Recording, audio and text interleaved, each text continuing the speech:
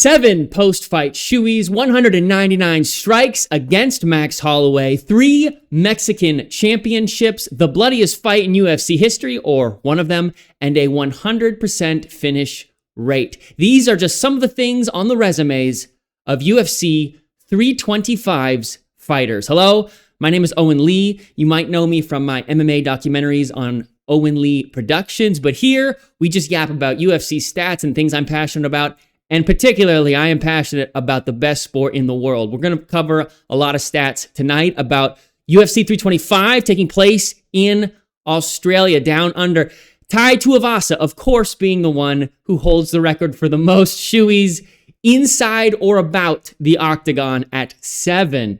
We'll see if he can make it 8 tonight. He's been on a little bit of a skid, but our main event tonight, Alexander Volkanovski and Diego Lopez going head-to-head at 325 tonight. Volkanovski being the one that landed 199 strikes against Max Holloway, which is impressive if you know anything about Holloway. And by the way, 127 of those were head strikes. I've got a whole list of stats to go down here, and I am not John Anik, so I don't have these all memorized off the top of my head. But I have a succinct list for a lot of the main fights for tonight. Alexander Volkanovski, we're going to start there. Reigning featherweight champion, only fighter at the age of 36 to retain a UFC champion at featherweight. Some of the key stats I have written down here: 57% striking accuracy, 70% takedown defense. If you remember any of the bouts against Islam Makhachev, the guy is a beast. The guy is an animal. So his takedown defense is the fact that he wasn't finished by Makhachev, amazing. 5 title defenses, 10 straight UFC title fights. Pretty great reign there. 199 strikes. We went through that one. Greco-Roman wrestling national champion at age 12. Had no idea. I knew that he was a rugby player. If you don't know that, he was a rugby player. He was actually pretty decent, and he was giant. He was a middleweight, what we would consider at the UFC a middleweight. He was doing that in rugby, but he pursued what we are all very thankful that he pursued. 4 amateur fights, all round 1 KOs in his amateur fights. 5 minutes, under 5 minutes total. And of course, I have written down here, pardon me, we have the cooking channel. If you're a cooking guy, it's not for me. But if you like cooking, Volk runs over 1 million followers on his cooking channel. Diego Lopez, very impressed. He could win that dog fight. He's a fun guy. He goes out there. He's pretty exciting. Won his bout against Silva a few months ago in September, if you remember. It was, I believe, the Mexican. It was an homage to. It wasn't the way back the dome fight, the sphere fight, but it was a Mexican theme, and it was pretty cool. Wins this fight over him. Some of us are thinking Lerone Murphy. Some of us are thinking Evloev. I think Lerone got injured. Evloev, the UFC didn't want to go it, and so I guess the story that Volk said was they're offering Diego all these fights. Diego's saying yes to all of them. The guy just sounds like, he's there to brawl. He's not going to turn down fights and be a sissy. He's like, I want to get in there. So they gave it to him, which they like fighters. The UFC loves fighters that are willing to get in there, and they don't have to jump through a lot of hoops. They don't like that at all. But started Brazilian Jiu-Jitsu at age 5 in the Amazon rainforest in Manaus, Brazil. 2nd degree Brazilian Jiu-Jitsu black belt, pardon me. And he was a world's runner-up. Champion, and this is the fun fact at the beginning I opened with, 3 Mexican promotions. He became the champion, despite being a Brazilian himself. An honorary Mexican, as a lot of Mexicans will say. 22 finishes in 25 wins. Pretty high finish rate. And of course, his UFC debut, he went up against Evloev. Dan Hooker, moving on. So we have Volkanovski taking on Lopez. Again, to be honest, before I move on from that, not really sure why, to be quite frank. I think Diego, as I stated, is a great fighter. Just kind of strange to put them right back in there against each other. I guess there's not a lot of talent, and I don't mean it in a derogatory, negative way against Diego Lopez. Just sort of strange that they just fought. They're fighting again. As they say, it's a crazy sport. Anything can happen. Dan Hooker, a lot of people love him, involved in that epic fight against Dustin Poirier. If you have not watched Dustin Poirier, Dan Hooker, do yourself a favor. It's an incredible fight. Lots of highlights. Lots of carnage. Pretty brutal fight. Very entertaining. Dan, pretty crazy. Maybe I'll just hold my tongue there. Crazy guy. Really crazy guy. I respect him for what he's doing. He does these backyard. He definitely does. He doesn't do fights in his backyard and sponsors local brawlers. But pretty cool guy. Striking accuracy is at 48%, 77% takedown defense. The average fight time is 10 minutes and 9 seconds. 12 first round finishes. So if you watch that Dustin Poirier fight, they went at it and they were slugging all fight long. So he's either getting you out of there or he's getting out of there. One or the other. Combined 308 significant strikes with Poirier. A lot of strikes. And it goes down as, I don't know if it actually is the bloodiest UFC fight. I can think of Michael Chandler, Dustin Poirier fight was also, there's a scene in one of my documentaries. Chandler's blood just pours. I think, he actually intentionally does it. Pisses Dustin off. Does not like Chandler for doing that kind of stuff. But he kind of blows his nose. He doesn't put his finger up there, but he blows his nose. And it's just a giant glob of blood snot lands all over Poirier's face. Brutal fights. I don't know how they're measuring that metric, but I guess they say, I don't know who they is. I always hesitant to say they. I don't know who they is. I think it was ESPN. At any rate, moving on. Brazilian Jiu-Jitsu brown belt, and he trains in Vietnam. I don't know where this comes from. This was one of those, AI gave me this answer. Don't know about that. I know what I know, which I take personal knowledge a lot higher ranking than I take AI knowledge, is that he trains out of City Kickboxing alongside Israel Adesanya and the likes of them under Eugene Behrman. I do know that perhaps he visits Vietnam. Some people visit Thailand to get some fight camps in, to just try and meet get new techniques, put themselves in a new difficult environment. Apparently they run a lot. I don't know. Shale had a whole piece about the fact that you don't need to go all the way to Thailand just to go running. Moving on. Dan Hooker is taking on Benoit Saint Denis. Now, if you've heard this fun fact 1,000 times, sorry. If you haven't heard it, was formerly in the military. Everybody was really excited about him coming in. Of course, he's had some ups and downs, but he's a strong contender. I do recall the Poirier fight. It was intense, and Poirier got the victory. He has a record of 18-3-0, phenomenal record. I mean, these guys in the UFC, I mean, it's like we get, I don't want to say spoiled, but I mean, these guys are truly phenomenal. Every single guy in the UFC is phenomenal. It's really a beautiful thing. I mean, and that's why the sport is so fantastic. You get the best of the best going against each other. 12 submissions, 3 arm triangles. These are of the 18 wins.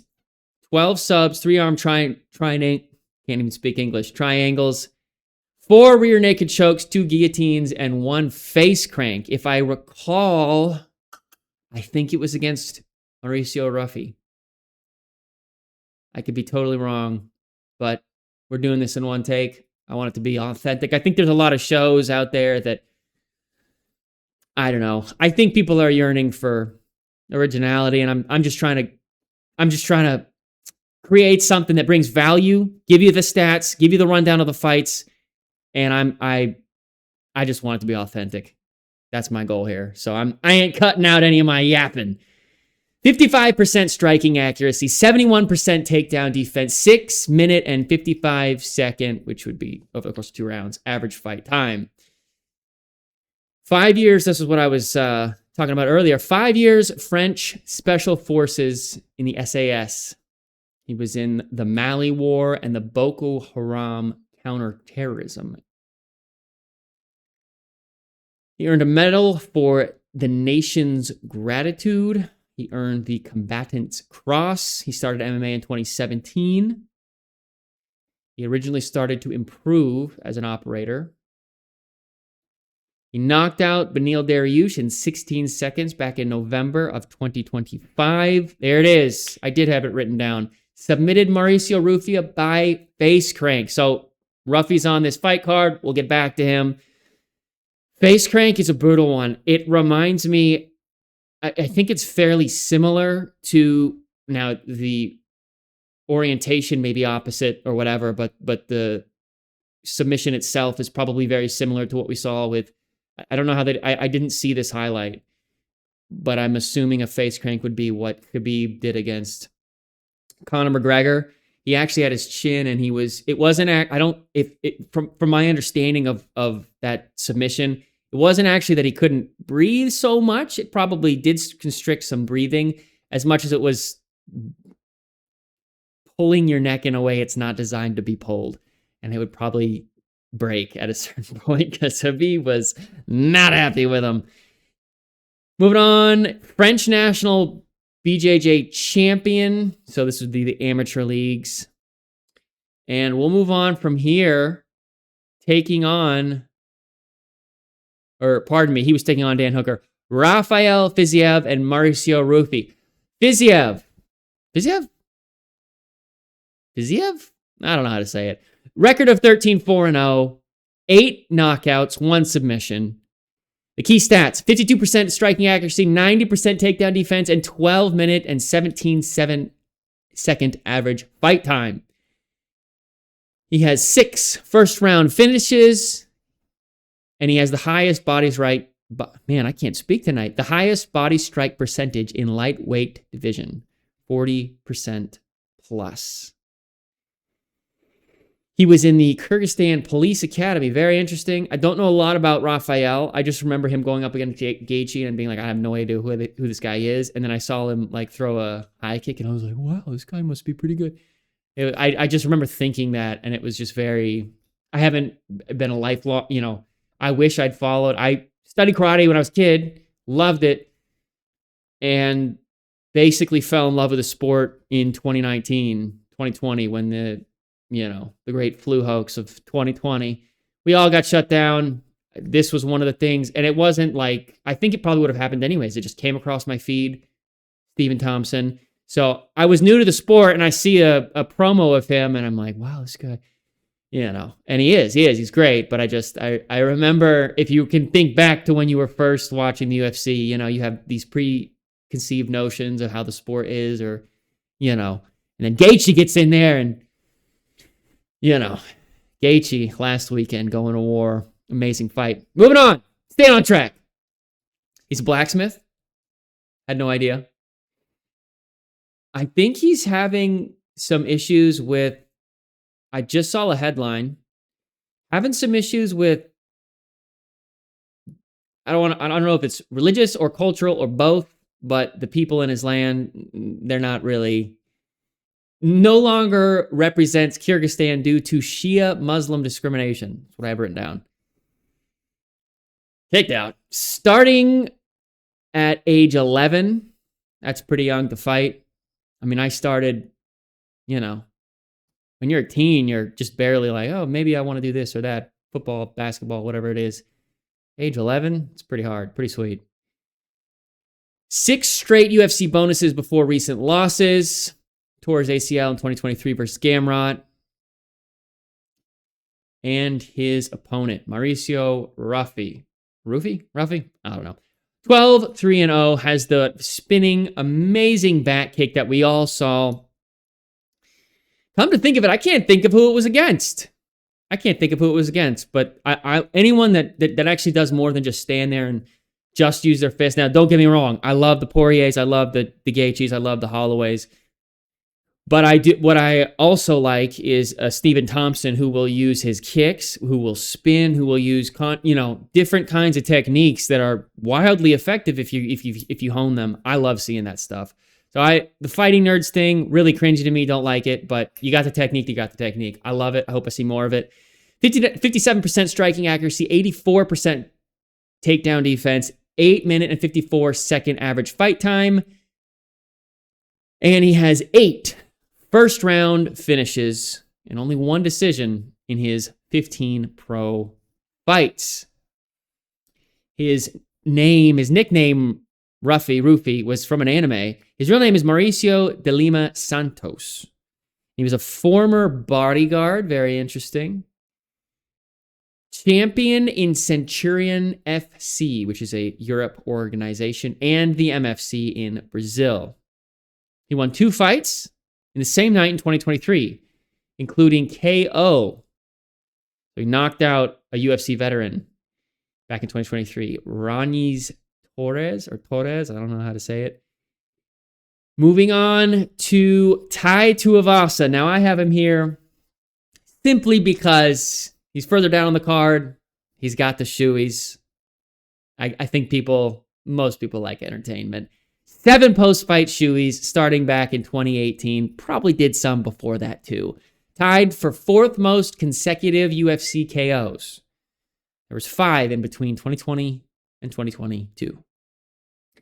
Grew up with 11 siblings in Mount Druitt, Sydney, which, if I'm not mistaken, I know the card is down under. I believe it is in Sydney.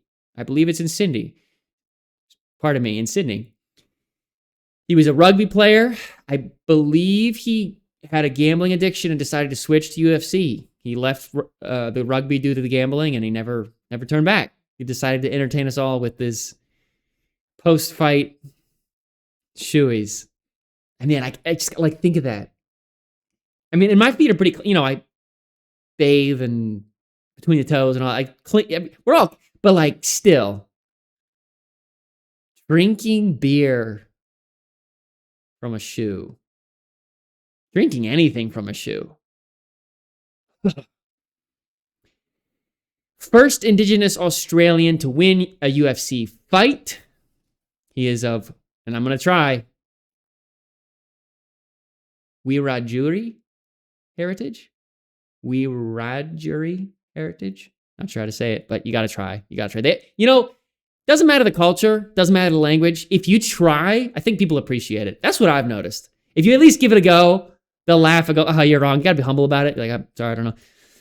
People appreciate it. One Celebrity Amazing Race edition in Australia in 2024. Had no idea that he was doing Amazing Race. I don't care about those kinds of shows at all. I don't even know why I wrote that down. I don't even know why I said it. Kind of cool, I guess. Maybe won some money. Hopefully he's able to get some, a win in tonight. He's on I think a 4 or 5 fight skid, if I'm not mistaken. And he co-hosts a podcast. That is all of the stats for tonight. I hope you guys enjoy, whether it is Friday night for you or Saturday morning or Saturday evening and you're watching this last minute. I hope that I brought you value. And if you have any stats that you're interested in, please let me know. And as always, I hope you know Jesus. I hope you love him. And if you're interested in MMA documentaries, I have those on my other channel. We'll see you soon with the best sport in the world.